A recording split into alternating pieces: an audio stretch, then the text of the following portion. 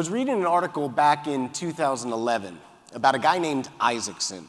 And Walter Isaacson's claim to fame is he was Steve Jobs' biographer. Now, it was an interesting read because he was being interviewed a few days after Steve Jobs had passed away.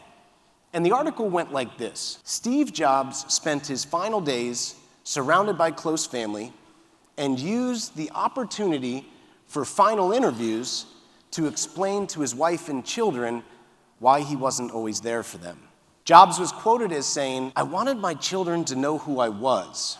I wasn't always there for them, and I wanted to explain why, and for them to understand." Now, I give this guy Isaacson a lot of credit, because according to the article, there he was with a dying man close to the end, arguably one of the most successful entrepreneurs of all time.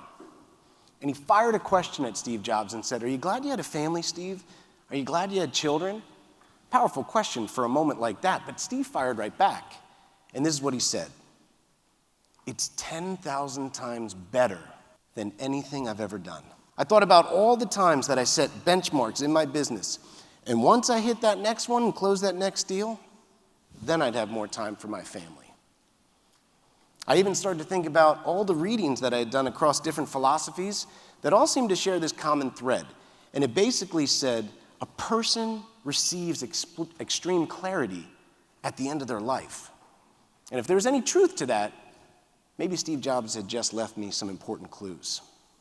I made the decision that day that as I grew my businesses, my family was coming with me. They would not be left behind.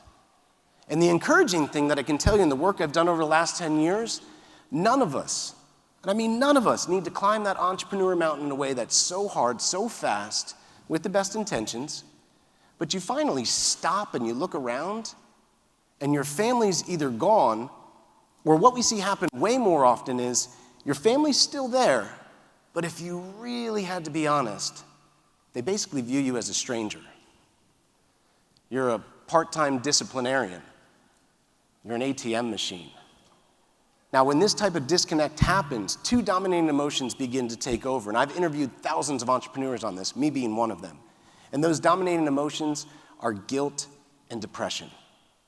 And you cannot do your best personally or professionally with those type of emotions elevated. And it doesn't have to be that way. You can have the best of both worlds. And let me make something clear to you. I am the last person to take away ambition. And I'm certainly not standing up here knocking Steve Jobs' accomplishments. That's not what this is about. What this is about is simply this.